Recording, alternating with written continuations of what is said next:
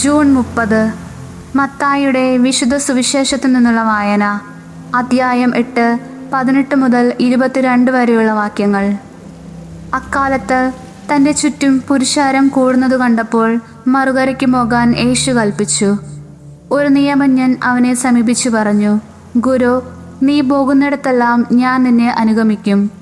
യേശു പറഞ്ഞു, കുറുനരികൾക്ക് മാളങ്ങളും ആകാശപ്പറവുകൾക്ക് കൂടുകളുമുണ്ട്, എന്നാൽ മനുഷ്യപുത്രന് തലചായ്ക്കാൻ ഇടമില്ല. ശിഷ്യന്മാരിൽ മറ്റൊരുവൻ അവനോട് പറഞ്ഞു, കർത്താവേ, പോയി എൻ്റെ പിതാവിനെ സംസ്കരിച്ചിട്ട് വരാൻ എന്നെ അനുവദിക്കണമേ. യേശു പറഞ്ഞു, നീ എന്നെ അനുഗമിക്കുക, മരിച്ചവർ തങ്ങളുടെ മരിച്ചവരെ സംസ്കരിക്കട്ടെ.